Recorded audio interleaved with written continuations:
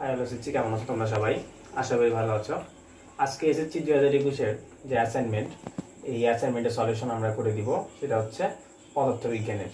তো এখানে লেখা আছে, তোমরা দেখতে পাচ্ছ, এসএসসি 2021 অ্যাসাইনমেন্ট পদার্থবিজ্ঞান। এবং এইটা আমরা ফার্স্টে করেছি আজকে হলো প্রথম সপ্তাহে। তো আমার হাতে কিন্তু অ্যাসাইনমেন্ট আছে। এছাড়া তোমরা আমাদের পাশে ডিসপ্লেতে অ্যাসাইনমেন্টটা দেখতে পাচ্ছ। তো চলো আমরা আগে অ্যাসাইনমেন্ট একটু পড়ে নিই কী লেখা আছে। তো এখানে আমাদের লেখা আছে, একটা প্রজেক্টর মডেল তৈরি করার জন্য তোমার মোটা আর্ট পেপারের প্রয়োজন। আবার কোভিড মহামারীর কারণে তোমরা পরিচিত স্টেশনারি দোকানটিও খুলছে না। যে দোকানটি খোলা আছে তার দোকানই অসাধু বলে লোকালয়ে দুর্নাম আছে, কিন্তু বাধ্য হয়ে তার কাছ থেকেই তোমাকে এখন কাগজ কিনতে হবে। দোকানি তোমাকে যে কাগজ দিয়েছে তার মান দেওয়া আছে 160 গ্রাম পার বর্গমিটার, অর্থাৎ প্রত্যেক বর্গমিটার ক্ষেত্রফলে ওজনটা হচ্ছে 160 গ্রাম করে বলে তিনি দাবি করেন। মডেলিং কাগজের প্রতি পাতার সাইজ তিনি বলতেছে 65 সেন্টিমিটার বাই 75 সেন্টিমিটার। তুমি স্থির করলে যে দোকানের কথাটা যাচাই করে দেখবে। এখন বাসায় তোমার কাছে যে মাপার ফিতা আছে তা দিয়ে 2 সেন্টিমিটারের ছোট কোনো কিছুর পরিমাপ করা যায় না, অর্থাৎ সর্বোচ্চ আমরা মাপতে পারবো 2 সেন্টিমিটার দিয়ে। আর তোমার বাসায় রান্নার মাল মশলা মাপার জন্য যে ডিজিটাল নিক্তি আছে তাতে 20 গ্রামের নিচে কোনো ভর রেকর্ড হয় না, অর্থাৎ এটা সর্বোচ্চ 20 গ্রাম মাপতে পারবে এবং তার নিচেও মাপতে পারবে, কিন্তু 20 গ্রামের নিচে আর কোনো কিছু মাপতে পারবে না। তার মানে 8 গ্রামের কোনো বস্তুর ভর সঠিকভাবে মাপতে গেলে তোমাকে 5টি বস্তু নিতে হবে, যাতে তাদের সম্মিলিত ভর 40 গ্রাম হয়, যা 20 গ্রামের কি হবে গুণিতক। তোমার অন্য কোনো যন্ত্র ব্যবহারের সুযোগ নেই। তো এই ছিল আমাদের আজকের উদ্দীপক। তো আমরা ফার্স্টে ক মার্কটা আগে সলিউশন করি। এখানে আমার 4টা কোশ্চিন আছে, ক খ গ ঘ। তো আমরা ক থেকে শুরু করি। তো কতে বলছে তোমরা দেখতে পাচ্ছ যে কাগজের মান যে একক দিয়ে মাপা হচ্ছে তার মাত্রা কত। তাহলে আমরা কাগজের মানটা যে এককে দেওয়া আছে, এখানে আমার কাগজের মান দেওয়া আছে 160 গ্রাম পার বর্গমিটার। তো এটার মাত্রাটা আমরা তোমাকে সলিউশন করে দেখাবো। তো চলো এখানে এখন আমরা সলিউশনটা নিয়ে আসছি ক মার্কের। তো দেওয়া আছে কাগজের মান 160 গ্রাম পার বর্গমিটার, এবং তাহলে এখান থেকে যে এককটা হয় গ্রাম পার বর্গমিটার, সেইটা আমরা এককটা এখানে লিখছি, যেখানে তাহলে এককটি হবে গ্রাম পার বর্গমিটার। তো এখানে ভরের একক ফার্স্টেরটা, তারপর এটা দৈর্ঘ্যের একক, এই জন্য আমরা লিখছি ভরের একক গ্রাম। আমরা জানি ভরের মাত্রা কিন্তু বড় হাতের এম। আবার দৈর্ঘ্যের একক কি মিটার, দৈর্ঘ্যের একক মিটার, দৈর্ঘ্যের মাত্রাটা আমাদের হয় হচ্ছে বড় হাতের এম। তাহলে যে মেন যে এককটা আমরা প্রায় সেটা হচ্ছে এম এর ইনভার্স 2। তো এটাই ছিল হচ্ছে আমাদের এই ক মার্কের অ্যান্সার। না, এখন আমরা খ মার্কের অ্যান্সারটা দেখব। তো তোমরা দেখো, আমাদের দেওয়া আছে সেই সেম ভাবে কাগজের মান 160 গ্রাম পার বর্গমিটার, এবং এটাকে বলছিল এই যে কাগজের যে মানটা 160 গ্রাম পার বর্গমিটার, এটাকে আমার এককে নিয়ে আসতে হবে হচ্ছে কিলোগ্রাম পার বর্গমিটার।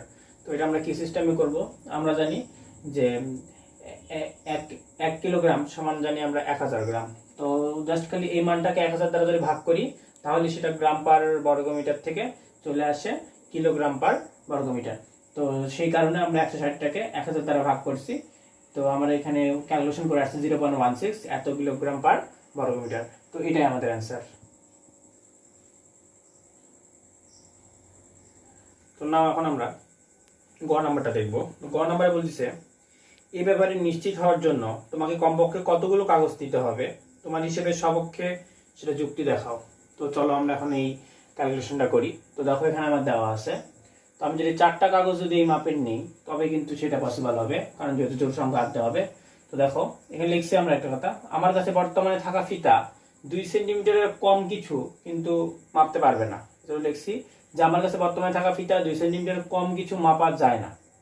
তো এজন্য আমি জোড় সংখ্যা দিয়ে মাপতে পারবো, বিজোড় সংখ্যা দিয়ে এখানে কিন্তু কোনোভাবে মাপা যাবে না, কারণ আমার কাছে যে ফিতা আছে সেটা 2 সেন্টিমিটারের কম কিছুই মাপতে পারে না।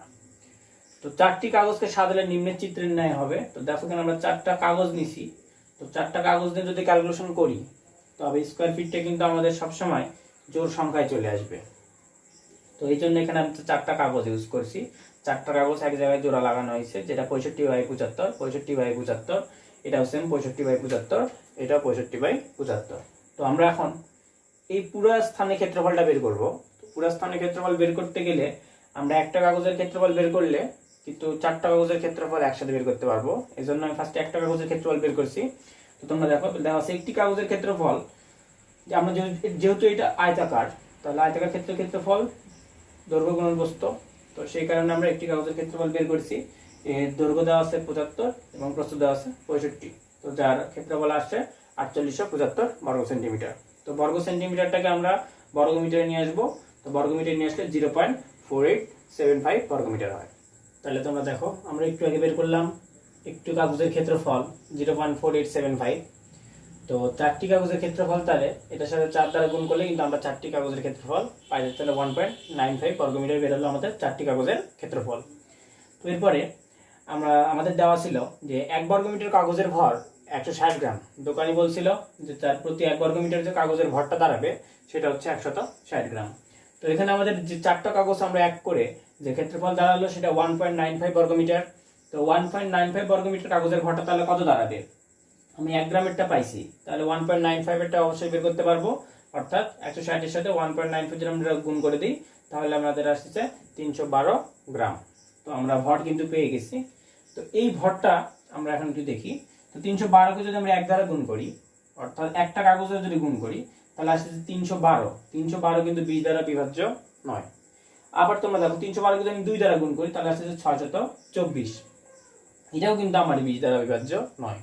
তো 312 যদি আমি 3 দ্বারা গুণ করি তাহলে 936, যেটাও 20 দ্বারা বিভাজ্য নয়। আবার 312 যদি 4 দ্বারা গুণ করি তাহলে 1248, যা 20 দ্বারা বিভাজ্য নয়। তো এবার দেখো 312 যদি আমরা 5 দ্বারা গুণ করি তো আমাদের আসে 1560। তো 1560টা কিন্তু 20 দ্বারা বিভাজ্য। 1560টা 20 দ্বারা বিভাজ্য।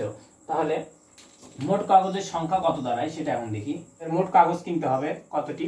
তো আমরা লিখলাম মোট কাগজ কিনতে হবে। তো এখানে কিন্তু আমরা দেখছিলাম মোট 4টা কাগজ ইউজ করছিলাম।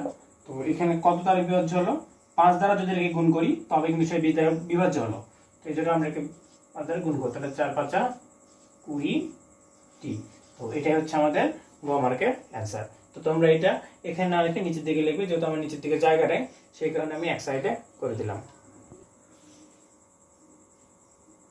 তো এখন তোমরা ঘ মার্কটা দেখো। ঘ মার্কের প্রশ্ন দেওয়া আছে কাগজের প্যাকেটের গায়ে যদি মান লেখা থাকে 120 প্লাস মাইনাস 0.5 গ্রাম পার বর্গমিটার, তার অর্থ হচ্ছে মানটি আসলে 119.5 হতে 120.5 এককের একটা মাঝামাঝি মান থাকবে। তো এখানে চূড়ান্ত ত্রুটির মান দেওয়া আছে 0.5 একক। তো তোমার নির্ণীত মানের কতটুকু সূক্ষ্ম বা সেটা হবে নির্ভুল সেটা আমাদের এখন পরিমাপ করতে হবে। তো তোমরা এখানে দেখো দেওয়া আছে কাগজের সব থেকে যে ছোট মানটা সেটা 119.5 গ্রাম পার বর্গমিটার, এবং কাগজের সব থেকে বড় মানটা দেওয়া আছে 120.5 গ্রাম পার বর্গমিটার।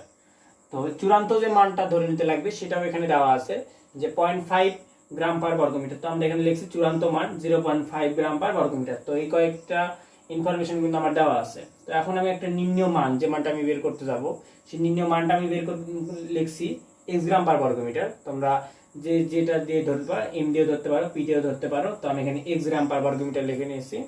তো আমরা কিন্তু জানি চূড়ান্ত মান সমান লেখা যায় যে মানটা আমরা নির্ণয় মান ধরে নেব সেই মানটা মাইনাস হচ্ছে সব থেকে যে ছোট মানটা সেই ছোট মান। তার চূড়ান্ত মান সমান আমরা লিখছি নির্ণয় মান মাইনাস ছোট মান। তো চূড়ান্ত মান আমার ছিল 0.5, নির্ণয় মান ছিল x এবং ছোট মান ছিল হচ্ছে 119.5। তো এটাকে এবার নিয়ে আসলে প্লাস হয়ে যাচ্ছে। তো এটা যোগ করলে আমরা এই যে চূড়ান্ত মানটা পাই যাচ্ছি 120 গ্রাম পার বর্গমিটার।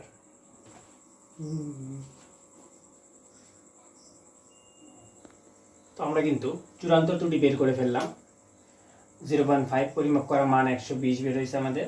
তো আমরা কিন্তু এখন আপেক্ষিক ত্রুটি বের করতে পারবো। তো আমরা জানি আপেক্ষিক ত্রুটি সমান লেখা যায় চূড়ান্ত ত্রুটি ডিভাইড বাই যে মাপটা পরিমাপ করছি সেই পরিমাপ করা মান। তো চূড়ান্ত ত্রুটি হচ্ছে 0.5, পরিমাপ করা মানটা হচ্ছে আমাদের 120।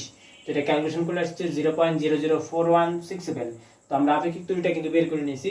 তো নেক্সট আমরা আপেক্ষিক ত্রুটিটা কিন্তু আমাদের সাধারণভাবে আছে। তো এটা আমরা শতকরা যখন প্রকাশ করব তখন সেটাকে 100 দ্বারা গুণ করলে আমাদের কিন্তু সেটা শতকরায় প্রকাশ হবে। তো দেখো আমরা এখানে 100 দ্বারা গুণ করে শতকরায় প্রকাশ করছি। তো এটা আমাদের বের হয়েছে 0.4167%। তো এটা হচ্ছে আমাদের শতকরার ক্ষেত্রে আপেক্ষিক ত্রুটিটা। তো এখন কতটুকু নির্ভুল হচ্ছে আমাদেরকে কিন্তু মেইন বের করতে বলছিল যে নির্ভুল পরিমাপটা নির্ণয় করতে। তো নির্ভুল পরিমাপটা এখন আমরা কিভাবে করব? এই আপেক্ষিক ত্রুটিটা শতকরায় প্রকাশ করে সেটা 100 থেকে যদি আমরা বাদ দিই তাহলে কিন্তু আমাদের নির্ভুল কত পার্সেন্ট আছে সেই নির্ভুল পরিমাপটা কিন্তু আমরা বের করতে পারবো। তো তোমরা এখানে দেখো নির্ভুল যেটা নির্ভুল পরিমাপটা আমি দিছি 100 থেকে যে আপেক্ষিক ত্রুটিটা শতকরা প্রকাশ করছিলাম সেটা মাইনাস করলাম, তো 99.58%। তো এখান থেকে আমাদের বোঝা যাচ্ছে যে এই পরিমাপটা হচ্ছে 99.58% নির্ভুল। তো এই ছিল আমাদের পদার্থবিজ্ঞানের অ্যাসাইনমেন্ট।